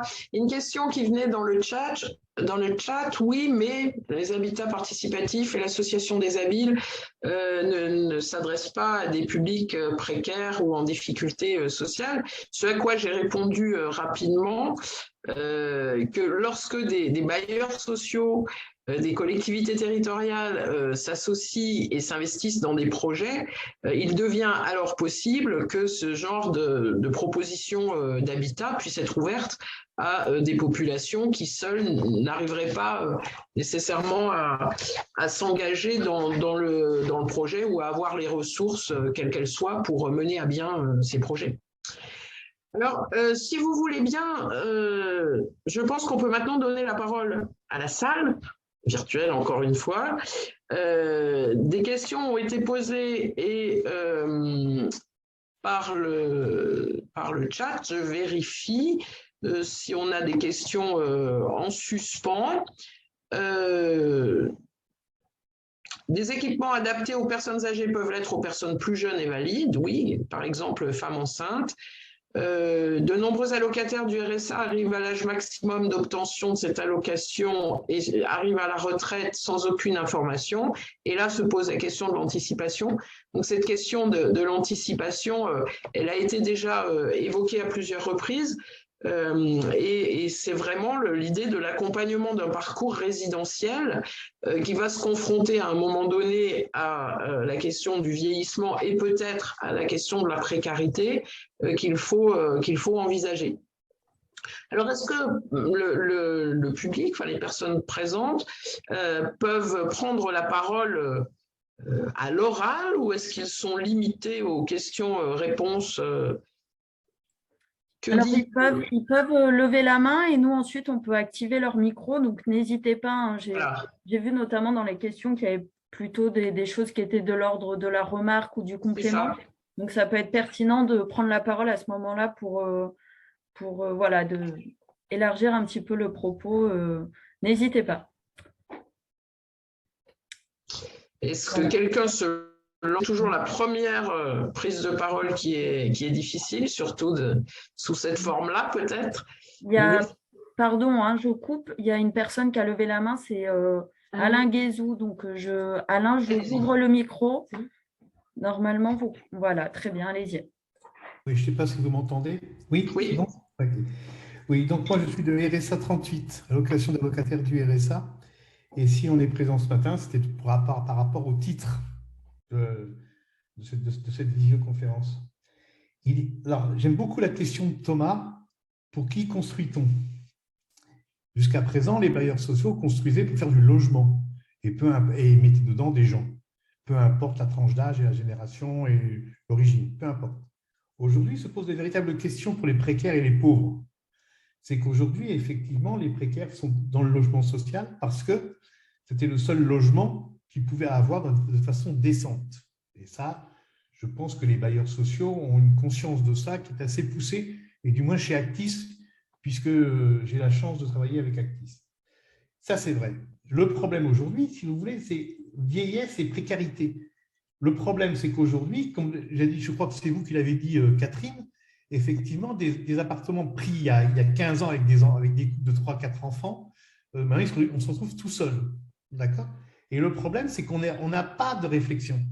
Alors, effectivement, le département de l'Isère, et chapeau bas au département, pour une fois que RSA 38, c'est site le département, il faut le remarquer, mais c'est vrai que le département de l'Isère fait des choses. Le problème, c'est qu'on n'est pas contacté, on n'est pas acteur. Et ce que disait Thomas, c'est ça qu'on aime bien. Nous, je suis les habiles, hein. Je vais aux réunions, je regarde les mails, etc. Et je trouve que ce qui est intéressant chez les habiles, et ce que commencent à comprendre les bailleurs sociaux, c'est qu'effectivement, nous, on veut être acteurs. Savoir si on va avoir une baignoire ou une salle de bain, pour nous, ce n'est pas le problème. Savoir si on va être gérontologiquement parlant accompagné, ce n'est pas le problème. Puisque ça fait beaucoup d'allocataires du RSA, ça fait des années qui, au quotidien, ils se débrouillent tout seuls. Mais aujourd'hui, en plus de cette précarité, de cette pauvreté que l'on vit au quotidien, il y a la question du temps, la question de l'âge. Et chaque fois, et quand je vois par exemple Catherine, et on suit vos travaux, etc., vos interventions sont très bien. Mais quand est-ce qu'on fera des réunions avec des allocataires du RSA? Quand je vois Jean-Vincent, que je ne connais pas, hein, il est sur Voiron, moi je suis sur Grenoble, je ne connais pas. Mais quand je vois Jean-Vincent qui s'exprime, c'est le plus proche de moi ce matin. C'est lui qui vit ce que moi je vis au quotidien. Et ce que moi aujourd'hui, j'ai 65 ans, j'ai un appartement qui est trop grand parce que mes enfants sont partis de la maison. Se pose la question, quid de demain? Quid de demain? Mon loyer devient un poids terrible, mais je n'ai pas envie d'aller dans un EHPAD parce que je ne veux pas avoir un suivi gérontologique parce que je ne me sens pas vieux. Même si j'ai des problèmes de santé, je ne me sens pas vieux. Et je pense que Pascal parlait de la différence du temps, la notion de temps. Hein, on ne vit pas de la même façon. Et c'est vrai que quand on vit dans la pauvreté, la précarité, on vit beaucoup plus vite que les autres, c'est comme ça, c'est la vie, c'est le quotidien, on n'y peut rien.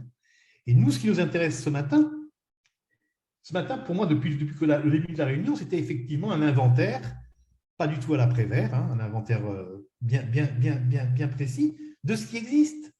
Mais quid de la place des pauvres là-dedans? Quid de notre place? C'est ça que je voudrais savoir. Après, je me tais parce que je suis bavard et après, je me tais. Mais juste, c'est ça que je veux savoir. Dans Laurent, ce n'est pas la peine de rire. continue à tousser, mais ne ris pas, s'il te plaît. Mais c'est ça l'important. C'est que fait-on de nous? Je pense qu'il y a beaucoup d'allocataires du RSA qui ont aujourd'hui l'âge de la retraite. Vous savez qu'on peut avoir le RSA jusqu'à 67 ans. Qu'à partir de 67 ans, on nous enlève le RSA. Que c'est 930 € par mois, mais avec beaucoup moins d'avantages qu'avant. Donc, on va vers la difficulté. Au lieu de passer une vieillesse, entre guillemets, heureuse, comme on peut connaître nos parents, hein, c'est quand même un plus, nous, ça continue à descendre. Et la problématique, elle est là. Moi, je n'ai pas forcément envie, effectivement, vous avez raison, Catherine, de quitter mon quartier parce que ça fait 25 ans que j'y suis, que c'est mon village, que c'est là où j'ai mes relations, que j'ai mes réseaux, que je me sens bien, que j'ai mes commerces, enfin bref, le quotidien. Mais si demain, quelqu'un comme vous vient me voir en me disant « Alain, est-ce qu'on peut réfléchir ensemble à ce que tu ailles habiter à la Presqu'île, sur la Presqu'île, par exemple ?» Oui, pourquoi pas? Pourquoi pas? J'ai quitté ma Bretagne natale il y a quelques années en arrière, je peux très bien quitter mon quartier aujourd'hui pour aller faire une troisième tranche de vie. Ce sera plus difficile, mais si vous me préparez. Et le problème des précaires, c'est qu'aujourd'hui, on n'est pas préparé. Voilà, je me tais parce que vous avez compris ce que je voulais dire, quoi. Hein, c'est pas peut-être que je continue. Mais c'est ça la problématique. Les vignes, c'est extraordinaire ce qui se passe aux vignes. Nous, dans notre association, on n'y est pas allé parce qu'on n'a pas eu l'occasion d'y aller, mais c'est quelque chose qui nous plaît énormément. À garder son appartement, mais avoir en même temps, effectivement… Tout le monde parle d'isolement social des vieux. Oui, effectivement. Mais combien de jeunes sont isolés socialement? Combien de jeunes, combien de trentenaires sont isolés? Ce n'est pas réservé aux vieux que d'être isolés. C'est simplement la société qui évolue. Et nous, on aimerait bien avoir notre place dans cette modification. Et nous, on veut travailler avec vous. C'est-à-dire que nous, on ne veut pas être… Moi, je suis de l'école du Louvre. Moi. Plus que j'y connaisse, moi, je connais mieux les Grecs et les Romains que ce qui se passe aujourd'hui dans notre société. C'était mon boulot.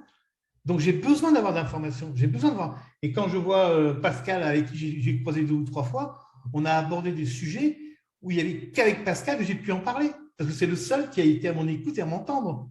C'était par exemple la sexualité des personnes âgées, par exemple. C'est une question voilà, qu'on ne se pose pas, mais qui est une véritable question aussi. Non, mais Catherine, je comprends qu'elle se pose, mais nous, on ne nous la pose jamais.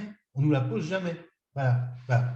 Bon, je me tais parce que voilà, je dis n'importe quoi. Oui, peut-être juste quelques réactions sur votre propos que je trouve très intéressant, parce qu'il vient interroger la manière dont on fabrique des solutions, ou dont on les prévoit, ou dont on les anticipe, et la manière dont on fabrique des politiques publiques. C'est ça que vous interrogez au fond, c'est quelle est la place des personnes directement concernées dans les politiques ou les dispositifs que l'on met en œuvre. Alors on a un bel exemple de ce qui est possible avec la plateforme Vieillissement Précarité. Ce n'est pas le seul exemple, il y a des initiatives nombreuses qui permettent d'associer les personnes concernées. Alors, je ne suis pas un émissaire, mais la démarche Ville Amie des aînés, qui se développe dans un réseau francophone et qui est présente sur la ville de Grenoble, a pour principe fondamental d'associer les personnes concernées au diagnostic de leur situation à travers des focus group menés dans les quartiers, etc. Donc, il y a quelques changements qui commencent à intervenir au niveau des politiques publiques. Alors, ils sont pas suffisants, etc. Mais là où je voudrais réagir, c'est que vous dites, voilà, moi j'ai 67 ans, je me sens pas vieux et les services gérontologiques, j'en ai pas besoin. Et il me semble que quand vous dites ça, vous êtes sur une vision un peu courte de ce que c'est que la gérontologie, et je peux pas m'empêcher de réagir là-dessus. Il me semble que vraiment, il y a un enjeu qui est présent dans tout ce qui a été dit ce matin, c'est un enjeu d'accompagnement des transitions. Et les transitions, ce sont les transitions liées à l'avancée en âge, mais pas seulement. L'avancée en âge, c'est pas seulement devenir dépendant. L'avancée en âge, c'est changer de réseau familial, avoir un réseau familial qui se rétrécit, perdre des amis, c'est n'avoir plus le même statut social, n'avoir plus la même place dans l'espace public. Et ce sont tous ces éléments-là qui composent aussi la précarité. Et moi, je voudrais revenir sur cette définition de comment on comprend la précarité. Est-ce qu'on doit analyser la précarité seulement à l'aune des ressources ? C'est un indicateur qui est certes très important, mais la précarité, pour moi, elle est aussi composée de tous ces éléments qui sont des éléments d'absence, de carence, de ressources sociales ou de ressources culturelles. Tout à l'heure, la question du non-recours a été évoquée, la méconnaissance des services fait que les personnes ne vont pas taper à la bonne porte, ne vont pas faire les bonnes démarches pour pouvoir anticiper sur leur avenir ou pour pouvoir prévoir ce qui va leur arriver et voir comment se projeter dans un futur. Donc la précarité, elle est faite de tout ça, c'est pas juste être dépendant. Hein. Et quand je parle d'accompagnement, la gérontologie s'intéresse à tout ça, et quand je parle d'accompagnement des transitions, c'est qu'il me semble qu'il y a toutes ces transitions qui interviennent au fil du parcours de vie et sur lesquelles peut-être on ne fait pas assez d'informations, on n'a pas un accompagnement assez performant parce que les politiques publiques font qu'aujourd'hui on intervient lorsque le problème est là. On intervient peu, et vous le savez bien, en anticipation, en prévention, en accompagnement des trajectoires. Alors, est-ce qu'il y a d'autres réactions ou d'autres personnes qui veulent réagir ou répondre dans le panel? Parce que j'ai pris la parole spontanément pour parler de la gérontologie, mais peut-être que vous auriez d'autres points à aborder. Alors, pour l'instant, il n'y a pas d'autres personnes, mais il y a Alain qui souhaiterait pouvoir reprendre la parole. Est-ce qu'on la lui laisse? Si, il y a 2 autres participants. Alors peut-être on redonne la parole à Alain, mais vous faites court si vous voulez bien, parce qu'il y a 2 autres participants, 4 participants qui ont levé la main. Donc, allez-y.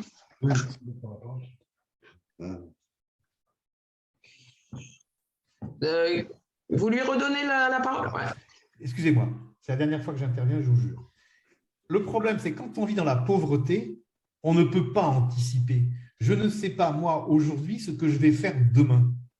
Donc, quand vous me parlez, j'ai 65 ans, quand vous me parlez quand j'aurai 80 ans, je ne sais pas, je ne sais même pas ce que je vais faire demain, je ne sais pas. Et donc, c'est ça où il y a un problème. Vous parlez d'un pôle départemental, oui, mais quand j'ai été invité à y participer? Je ne suis pas été invité à participer à quoi que ce soit. On ne m'a jamais demandé mon avis.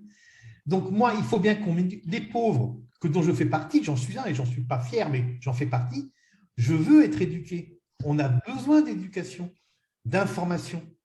Et ça va prendre du temps, c'est évident. Quand vous vivez à 5 avec moins de 500 € par mois, les problèmes de savoir si on va manger en commun, non. Le problème, c'est qu'est-ce que je vais manger? Je me tais. J'avais promis de faire court, je me tais. Mais c'est ça, c'est qu'il faut que les pôles, tous ces gens-là, viennent vers nous et nous demandent notre avis. Il n'y en aura peut-être pas beaucoup, il y en aura quelques-uns et ça entraînera autre chose. Je me tais, promis, je ne dis plus un mot jusqu'à la fin de la réunion. Merci. C'est moi. Donc, on peut peut-être donner la parole aux autres personnes qui ont levé la main? Oui, Roselyne, tu peux prendre la parole. Oui, merci. Oui, j'avais posé la question par chat, mais apparemment, ça ne marche pas. Oui, moi, je me posais la question du coût des services partagés aux vignes et de leur financement.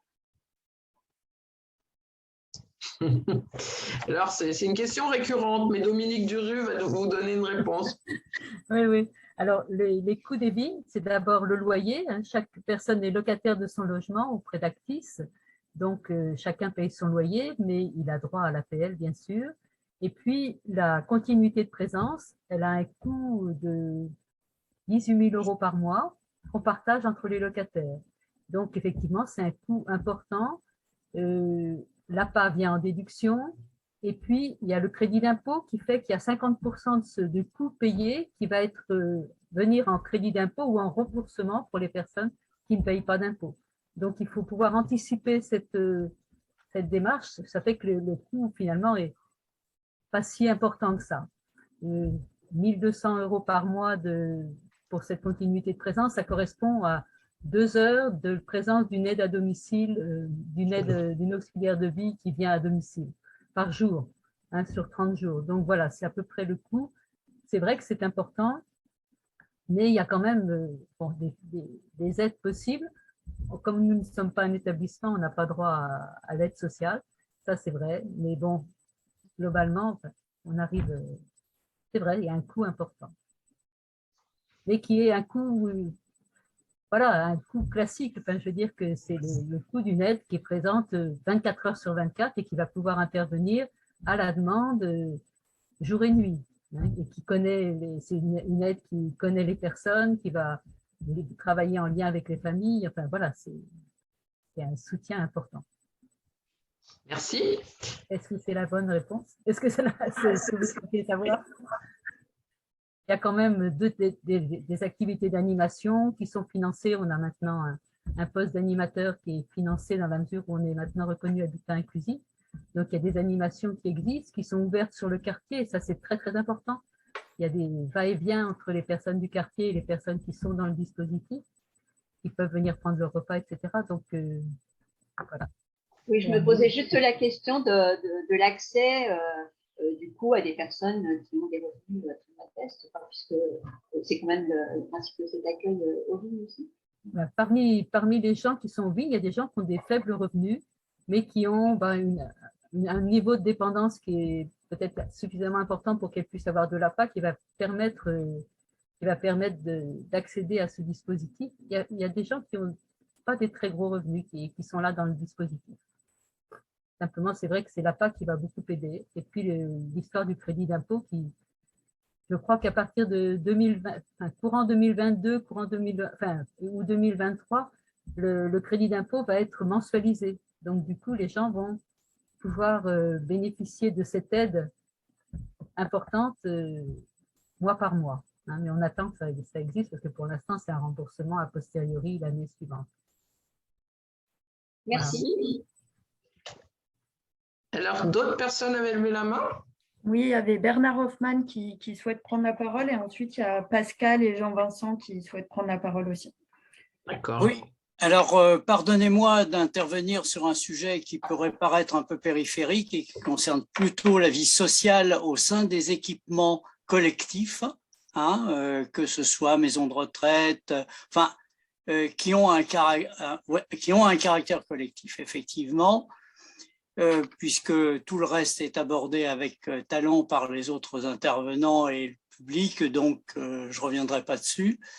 C'est la question de l'exercice de la sexualité dans les établissements collectifs, qui pose des problèmes aux professionnels qui bien souvent, qui quelquefois ont un regard, je dirais, dévalorisant dessus, c'est-à-dire qu'à partir d'un certain âge, pardonnez-moi l'expression, il est interdit de baiser, et que ça serait une activité assez sale, peu recommandable, qui emporterait des troubles au sein de la collectivité de l'établissement. Je citerai pas des établissements, ils sont d'ailleurs pas sur Grenoble, où cette question s'est posée très concrètement, hein, avec des oukases et des réactions très, très vives. Et bon, c'est un angle mort et j'aimerais bien avoir vos réactions là-dessus parce que cette question n'est pas arrivée sur l'agenda, mais c'est une question de vie sociale, hein, et d'organisation de la vie sociale. Jusqu'où on accompagne, mais jusqu'où on contrôle. Alors, je ne sais pas si vous pensez à des établissements… je pense à des EHPAD. D'accord. Alors, si vous pensez à des EHPAD, effectivement, cette question de la sexualité, c'est une question qui est ancienne et qui est récurrente dans les EHPAD, hein, et qui renvoie à la formation du personnel et à l'accompagnement du projet de vie et aux positions de l'encadrement. Ce que je veux dire par là, c'est que il n'y a pas d'interdit réglementaire ou législatif concernant la sexualité dans les EHPAD. Donc, tout est lié au projet d'établissement, au projet de vie des personnes, mais ce qui intervient également, et ça il ne faut pas le sous-estimer, et qui met parfois les personnels et les responsables des établissements en grande difficulté, c'est aussi le point de vue des familles. Parce qu'on a quelquefois des familles qui s'opposent avec beaucoup de virulence à ce que leurs parents puissent avoir une sexualité au sein d'un EHPAD, surtout lorsque ça fait suite à un veuvage ou autre. Donc, ce sont des questions qui se sont posées, ce sont des questions qui se travaillent au sein des établissements avec les personnels, avec plus ou moins de bonheur et de succès. Mais je dirais pas que… c'est une question qui est difficile à aborder, mais je ne dirais pas que c'est une question qui est complètement occultée, parce que de manière régulière, elle apparaît, elle fait question pour les professionnels. Non, ce n'était pas mon propos, hein, tout à fait. Ok. Est-ce qu'il y a d'autres Alors, il y avait Pascal et Jean-Vincent, je crois qu'ils voulaient intervenir. Oui, alors peut-être, moi du coup, je vais revenir sur ce que disait Alain, mais peut-être juste hier, j'étais à une journée de réflexion sur l'éthique et l'accompagnement en gérontologie organisée par Isère Gérontologie. Et il y a eu une intervention d'une sexologue en début d'après-midi pour justement parler de la réalité et notamment de l'impact du confinement sur la vie sexuelle et affective des gens. Et qu'effectivement, elle interpellait fondamentalement pour dire aussi que ça fait partie d'un des besoins primaires de l'homme et que c'est souvent pas suffisamment pris en compte dans des projets d'accompagnement collectif, et de rappeler que effectivement, ça fait partie des droits fondamentaux auxquels finalement la famille, on doit respecter ses droits pour la personne, et que la question de la famille est autre chose.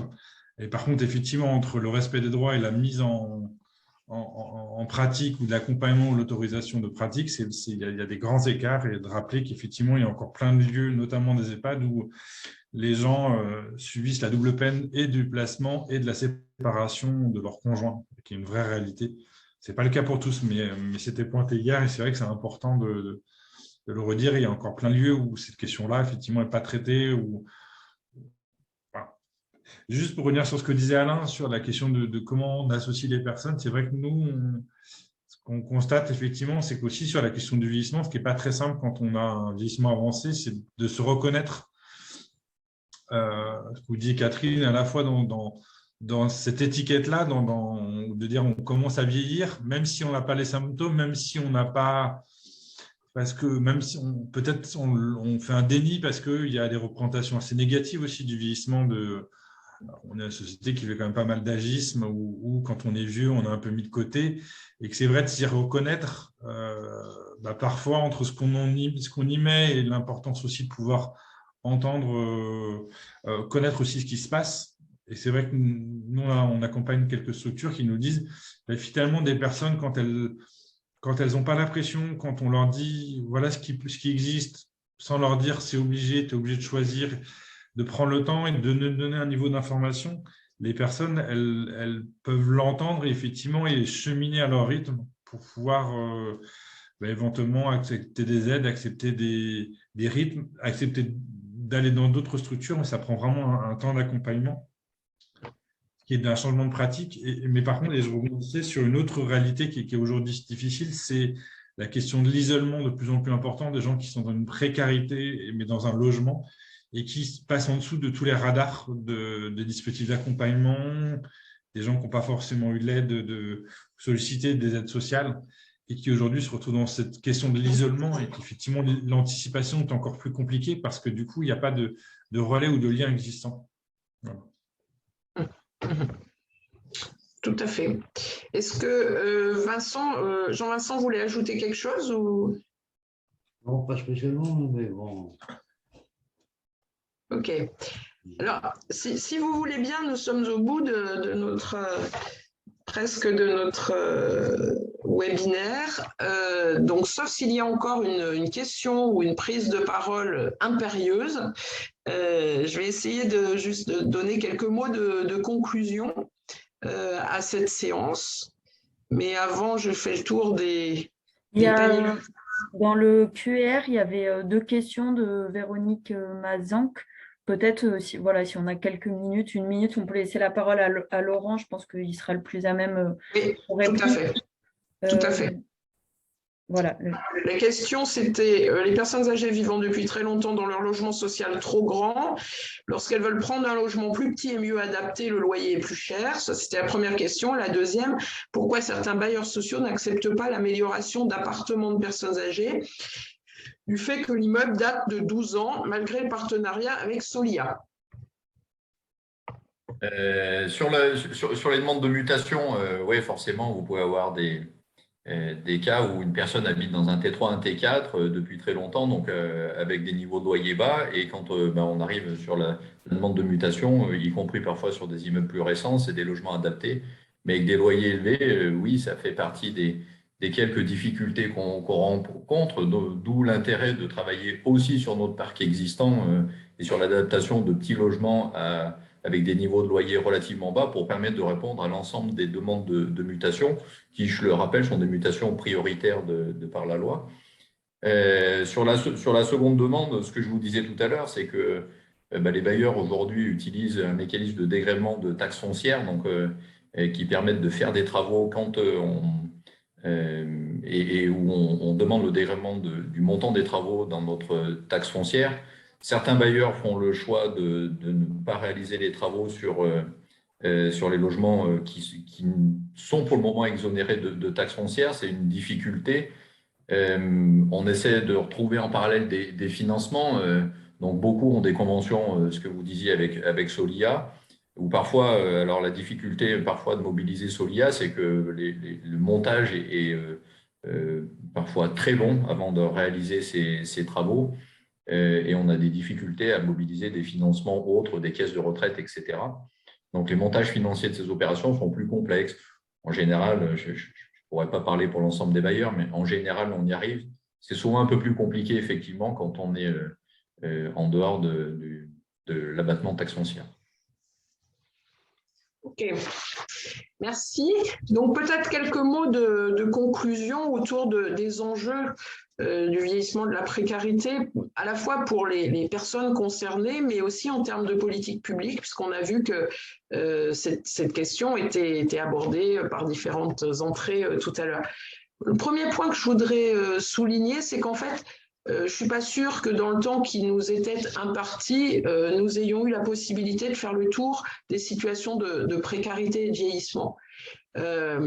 Et c'est vrai qu'on était un peu sur deux pôles, à la fois ce qu'on pourrait appeler la grande précarité, ou des parcours de vieillissement de personnes qui ont eu précédemment des parcours de précarité, et puis des personnes âgées, on va dire modestes, c'était le terme qui était retenu par Lucie Méon dans son PowerPoint.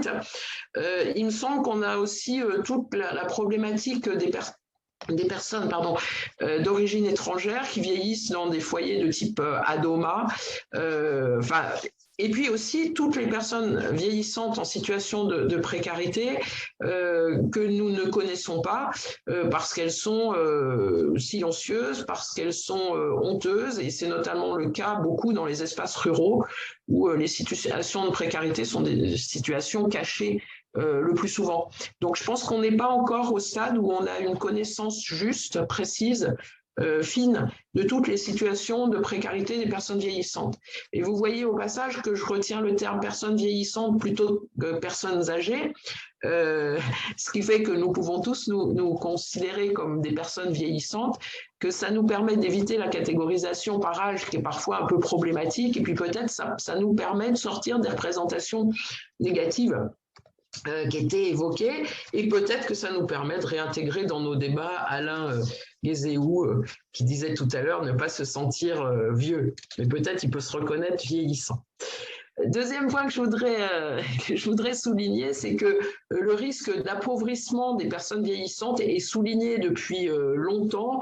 Il y a des travaux de l'Europe, Conseil de l'Europe, qui ont mis en lumière ce risque-là, et que donc on n'est pas dans une situation éphémère, mais qu'au contraire, ces situations de précarité qu'on connaît aujourd'hui sont probablement une préfiguration de ce qui risque de se développer, et notamment avec les réformes des systèmes de retraite, et avec l'arrivée à la retraite de personnes qui ont eu des carrières tout à fait fractionnées, parcellaires, incomplètes, etc.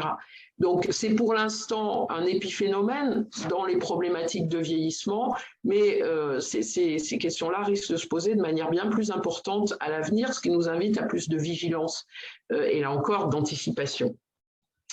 Troisième point que je voudrais souligner, c'est qu'on n'a pas abordé la question des inégalités de genre.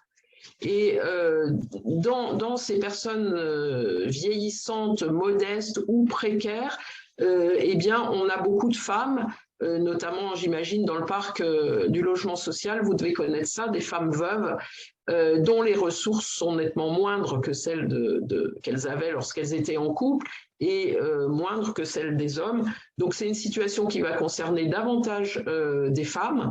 Donc là aussi, c'est une caractéristique à prendre en compte.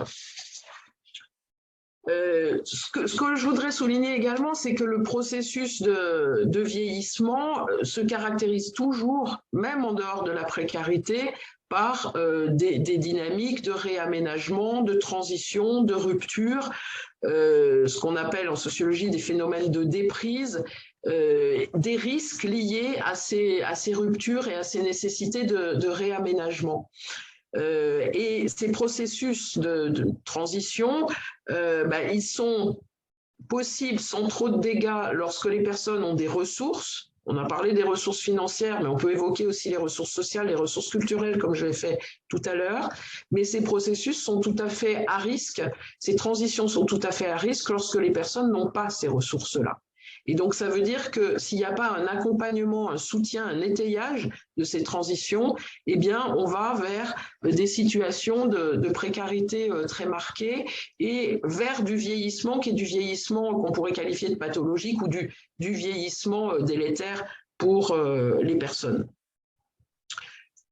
Donc, je milite vraiment pour que les politiques publiques sortent d'une vision très sectorielle et très figée des situations à prendre en charge pour s'orienter vers des politiques plus dynamiques d'accompagnement, de transition et d'évolution des parcours.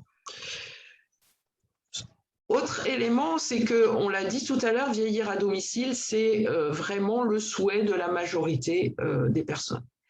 Autour de ça, très souvent, on a raisonné en imaginant que les personnes voulaient vivre absolument dans le lieu où elles avaient toujours vécu. Alors, c'est vrai que pour une majorité des personnes, c'est le cas, mais je pense qu'on pourrait là aussi envisager les choses d'une manière différente en essayant de penser à ce qui fait domicile, ce qui fait chez soi. Et que peut-être que faire le choix de vivre à domicile, c'est faire le choix de vivre dans un lieu qui fasse vraiment chez soi, qui se reconstitue comme domicile, même si c'est un lieu différent, même si ça nécessite une transition, même si ça nécessite une mobilité résidentielle. Et donc, je pense que là, il y a tout un enjeu de réflexion autour de qu'est-ce qui fait domicile, qu'est-ce qui fait chez soi. Et l'articulation, ça a été évoqué tout à l'heure, la question de l'articulation des espaces privés, des espaces collectifs, l'articulation de l'intimité avec la vie collective sont vraiment des enjeux importants. Et il me semble que pour les personnes en situation de précarité, le risque, enfin que je vois, mais vous pouvez ne pas être d'accord avec ça, le risque, ça serait un retour de formules qui seraient des formules hospiciales. On a évoqué, et quelqu'un tout à l'heure a posé la question du coût des différents hébergements. Les différents travaux de recherche qui ont été menés, alors il y a longtemps qu'on ne les mène plus avec autant de précision, mais dans les années 70 et dans les années 80, il y avait beaucoup de travaux de recherche qui tentaient de caractériser les populations de ce qu'on appelait à l'époque les hospices ou les maisons de retraite, etc. Et il était relativement évident que c'était les personnes disposant du moindres ressources qui se retrouvaient dans ces lieux-là, alors que les personnes disposant de plus de ressources financières, de ressources sociales, etc., pouvaient se maintenir à leur domicile. C'est toujours le cas aujourd'hui. On dit beaucoup que l'un des facteurs qui amène l'entrée en EHPAD, c'est la dépendance, mais il est faux de n'avancer que cet argument-là. L'entrée en EHPAD n'est pas liée seulement à la dépendance. Il y a autant de personnes très dépendantes à domicile qu'en EHPAD. L'entrée en EHPAD est liée à la dépendance et à l'absence de ressources sociales et de ressources économiques pour faire fonctionner un maintien à domicile avec tous les services dont on pourrait avoir besoin, ce qui induit un coût très élevé, bien au-delà des compensations qu'offre l'APA, cette allocation personnalisée d'autonomie, ne suffisent pas dans ces montants actuels à couvrir tout ce que seraient les besoins. Donc le risque, ça serait d'aller vers des formules hospiciales, je mets des guillemets, mais malgré tout, ce terme est important pour moi, pour des personnes âgées précaires. Je suis en train de vous dire que le risque, ce serait le retour de l'hospice pour les précaires. Bon. Vous allez peut-être me trouver pessimiste, ne prenons pas en compte les évolutions considérables des politiques publiques, etc. Je les prends en compte, mais malgré tout, voilà. Et puis, il y a aussi, bien sûr, l'effet inverse, c'est-à-dire des personnes qui, ne voulant pas faire recours à l'aide sociale et donc amputer ce qu'elles peuvent avoir comme patrimoine, vont se priver de l'accès à des établissements d'hébergement, que ce soit résidence autonomie ou que ce soit EHPAD. Donc, la question qui se pose là, tout à l'heure, on a parlé de l'autonomie, de la possibilité de participer aux décisions, de participer aux projets, d'être associé, etc. La question qui se pose, c'est celle du choix de son lieu de vie et du choix de son mode de vie dans l'avancée en âge.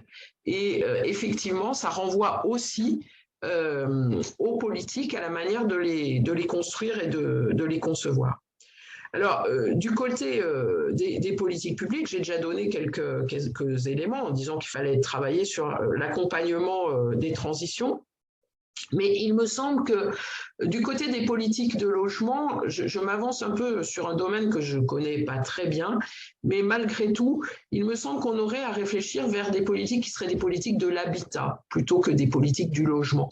Ce qui permettrait de prendre en compte non seulement le lieu de vie, le domicile, l'appartement des personnes, mais aussi l'environnement bâti, l'environnement social, etc.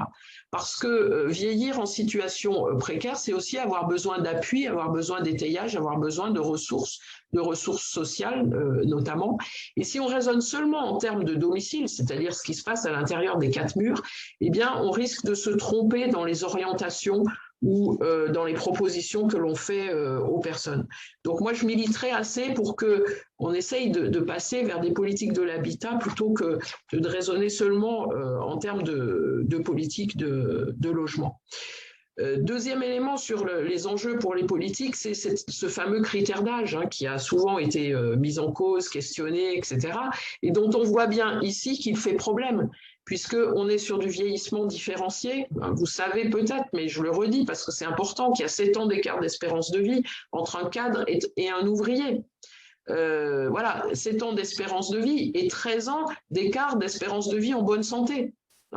Donc, ça signifie que le vieillissement des personnes précaires, c'est un vieillissement précoce, mais c'est un vieillissement aussi qui comporte plus d'aléas, plus de difficultés et pour lequel les problématiques de santé vont se révéler assez rapidement.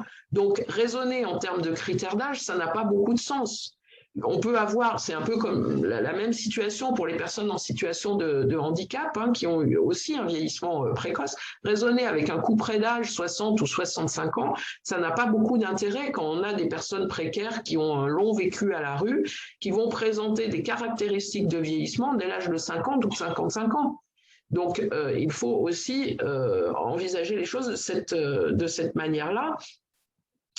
Et également, l'autre élément, c'est la question du projet de vie. On n'a pas le même projet de vie à 50 ans, même si on a un état qui est un état physique ou psychologique qui est marqué par des stigmates du vieillissement, on n'a pas nécessairement le même projet de vie qu'à 85 ans.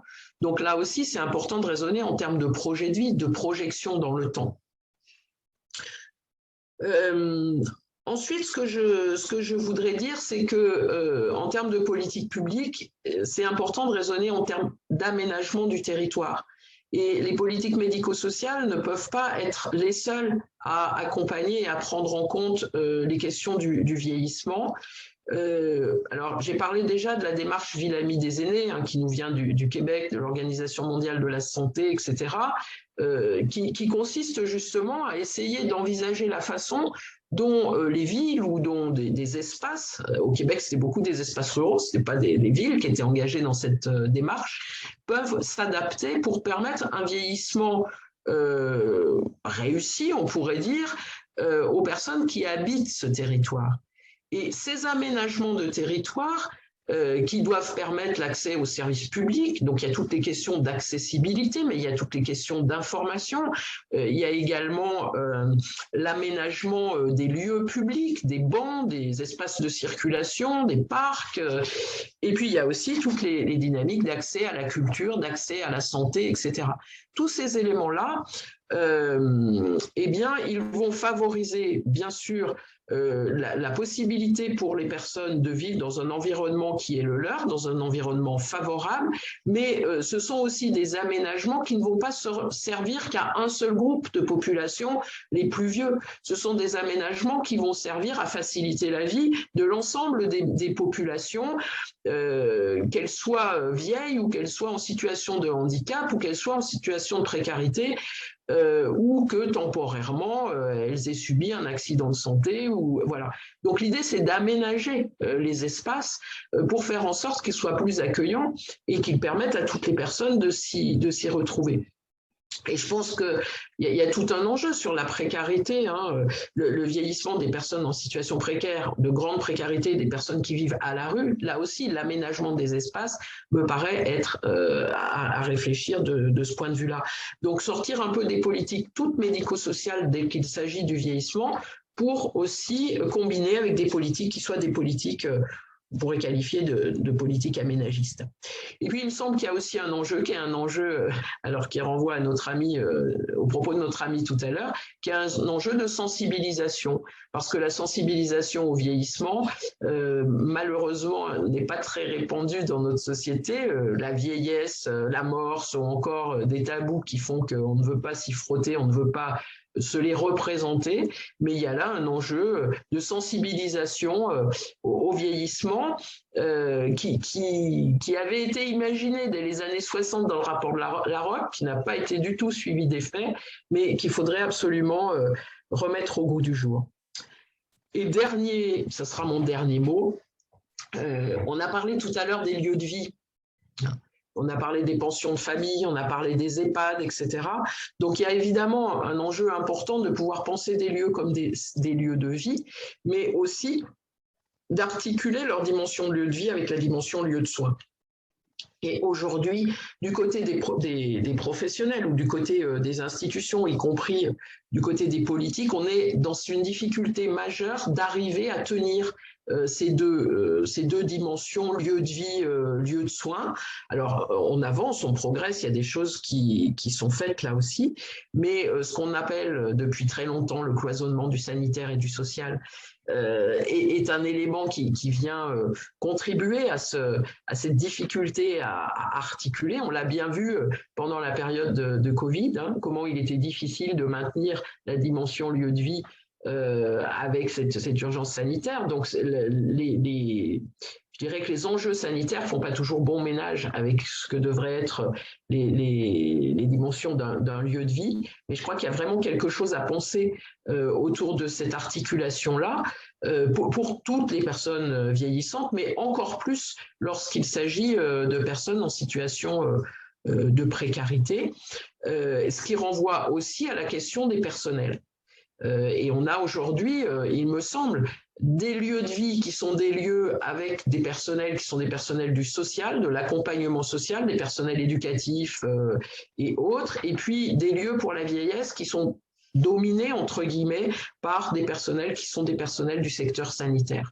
Et je pense qu'il y a quelque chose à réfléchir sur ces espèces de passerelles, parce que les cultures professionnelles ne sont pas les mêmes, et je ne fais pas partie de ceux qui pensent qu'il faut les harmoniser. Je pense qu'il est important que ces différentes cultures professionnelles existent, mais qu'elles ont à s'enrichir les unes les autres, et pour qu'elles puissent s'enrichir, il faut qu'il y ait des passerelles et du travail en commun à certains moments. Et je crois que ça, c'est vraiment un chantier important du côté des politiques publiques. Voilà les quelques points de synthèse et de conclusion que je voulais apporter. Je vous remercie tous de votre participation, de votre intérêt, de votre question, et puis d'être restés jusqu'au bout pour les gens qui nous suivent en visio et à distance. Merci à vous, Catherine, pour cette animation et conclusion de fin que je pense tout le monde a apprécié. Merci à tout le monde et puis voilà, bonne fin de semaine.